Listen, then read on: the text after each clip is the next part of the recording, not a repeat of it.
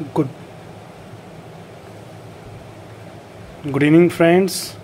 Again, I have come with my second video, chapter class 12, reproduction in organism. जैसे कि आप जानते हैं कि हमारा चैनल का नाम creative biology, my self RD Ramesh. Friends, मैं इसमें नीट और क्लास 12 दोनों के साथ लेके चल रहा हूँ.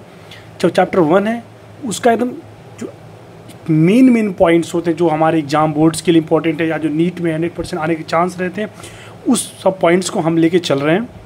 पूरे पॉइंट्स हम कवर करेंगे. इस चैप्टर में 2 वीडियो हमारे आएंगे. ये 1 आएगा, इसके बाद सेकंड वीडियो आएगा.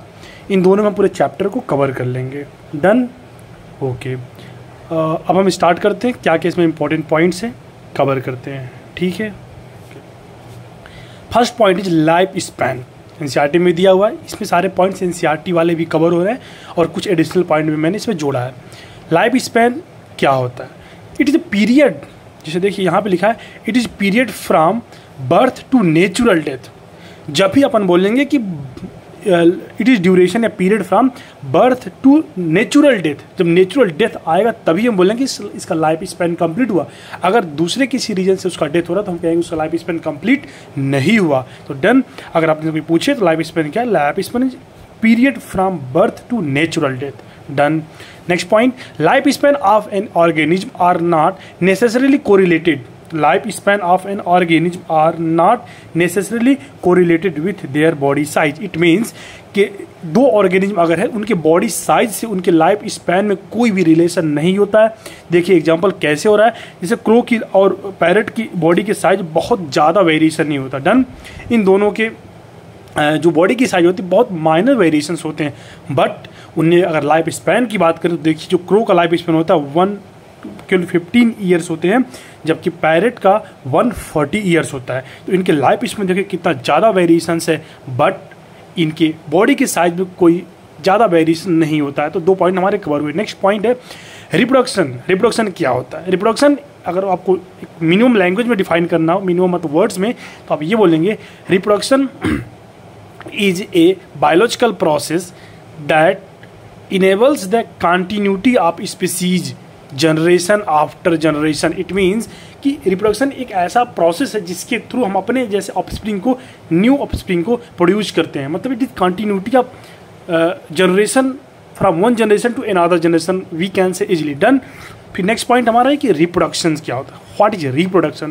रिप्रोडक्शन मेनली 3 टाइप्स के होते हैं. जैसे देखा पहले मैंने लिखा कि sexual reproduction, asexual reproduction, vegetative reproduction. 3 types reproduction, sexual reproduction, asexual और वेजिटेटिव रिप्रोडक्शन. सेक्सुअल रिप्रोडक्शन की अगर बात हम करेंगे तो इसमें ये देखते हैं व्हेन 2 पेरेंट्स जो अपोजिट सेक्स उनके participate in reproduction, fusion of both gametes occurs, then it is sexual reproduction. It means when the fusion of both 2 opposite sex, means when the fusion of 2 opposite gametes occurs, then it is known as sexual reproduction. इसमें देखा जाए कि इसमें not exact copy form होते हैं, जिस parents की तरह सेम एग्जैक्ट नहीं उनके आपस में होते, कुछ वेरिएशंस होते हैं, तो form some variations. Done.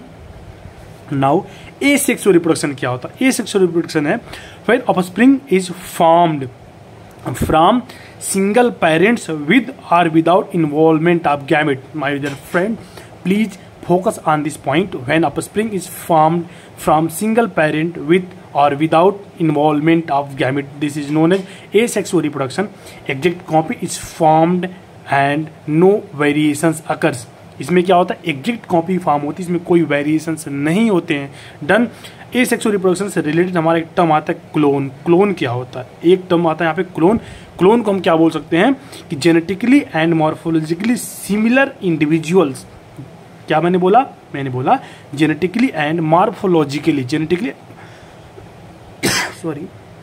Genetically and morphologically similar individuals को क्या बोलेंगे? क्लोन. किससे रिलेटेड? एसेक्सुअल रिप्रोडक्शन से रिलेटेड है. इसकी एग्जांपल की बात करते हैं. पेनिसिलियम, जैसे कोनिडिया के अंदर, कोनिडिया जो बनना है ये एसेक्सुअल रिप्रोडक्शन के थ्रू. इन पेनिसिलियम के अंदर बर्ड्स इन हाइड्रा, ये दोनों एग्जांपल किसके हैं? एसेक्सुअल रिप्रोडक्शन के. डन. फिर बात करते हैं कि वेजिटेटिव रिप्रोडक्शन क्या होता है. Also a type of asexual reproduction but some variations इसमें होते हैं. इसमें कुछ वेरिएशन होते हैं वेजिटेटिव में। डन। फिर इसका एग्जांपल देखिए, रनर, राइजोम, सकर्स, ये सब एसेक्सुअल या वेजिटेटिव रिप्रोडक्शन के अंदर आ सकते हैं। ठीक है, अच्छा नेक्स्ट पॉइंट की तरफ चलते हैं। अगर इसमें जो एक अच्छे एग्जांपल आते हैं कि कहते हैं वाटर हाइसेंथ क्या होता है। डन। वाटर हाइसेंथ क्या होता है, आप देखिए कि वाटर हाइसेंथ क्या होता है। वाटर हाइसेंथ इसको हम कहते हैं terror of Bengal, terror of Bengal कहते हैं। Okay. Most invasive weed growing in standing water, जो भी रुके हुए पानी होते हैं उसके अंदर ये मोस्ट इन्वेसिव, बहुत तेजी से ग्रो करने वाले वीड्स खरपतवार की तरह होते हैं। It drains oxygen from water that cause death of fishes, fishes का डेथ करता, मतलब पानी से जो वाटर कंटेंट होता है ये उसको बाहर निकाल के फेंक देता है। डन। फिर कहते हैं it is introduce in India due to its beautiful flower and shape of lip, इसके शेप, लिप्स के शेप और जो फ्लावर थे वो बहुत ब्यूटीफुल थे, इसलिए इसमें इसको इंडिया के अंदर इंट्रोड्यूस किया गया। डन। तो आपको वाटर हाइसेंथ के बारे में इतनी 3 पॉइंट्स आपको कम से कम पता रहना चाहिए। ओके। अब देखते हैं एनुअल प्लांट क्या होता है। Plant complete it's life cycle, जो विद इन 1 ईयर में कंप्लीट करते हैं उनको एनुअल प्लांट कहते हैं। जो 2 ईयर में कंप्लीट करते हैं उनको बाइनल प्लांट कहते हैं। पेरिनियल प्लांट होता है जो मोर देन 2 ईयर में अपनी लाइफ साइकिल कंप्लीट करते हैं, उनको हम कह सकते हैं पेरिनियल प्लांट। डन। ओके। बात अब यहाँ ही पॉइंट आता है कि एनुअल, बाइनल और पेरिनियल प्लांट में क्या क्या थोड़ा सा मतलब क्या डिफरेंसेस कह सकते हैं या कुछ उसमें सिमिलरिटीज़ क्या है। तो ये देखिए, जो एनुअल और बाइनल प्लांट होते हैं, एनुअल और बाइनल प्लांट होते हैं वो क्लियर कट डिफरेंशिएशन शो करते हैं बिटवीन वेजिटेटिव, रिप्रोडक्टिव और सेंसेंट फेज। जो रिप्रोडक्शन का प्लांट में स्टेज होता है कि एक होता है वेजिटेटिव और रिप्रोडक्टिव और सेंसेंट फेज, इन तीनों में अगर क्लियर कट आपको वेरिएशन देखना है तो हम देखेंगे कि जो एनुअल और बाइनल प्लांट होते हैं उन्हीं के अंदर ओनली पाए जाते हैं ये clear cut variation. But in जो पेरिनियल प्लांट होते हैं इनके अंदर नहीं ये तीनों वेरिएशन पाए जाते हैं। ओके। अब हम ये देख सकते हैं कि प्लांट में जो स्टेजेस ऑफ डेवलपमेंट क्या है, एनिमल में क्या है। सबसे पहले न्यू प्लांट अगर फॉर्म होता है उसमें फिर वेजिटेटिव ग्रोथ होता है, फिर उसके बाद क्या होता है रिप्रोडक्टिव स्टेज आते हैं, फिर सेंसेंट और लास्ट में ओल्ड एज उसका डेथ हो जाता है।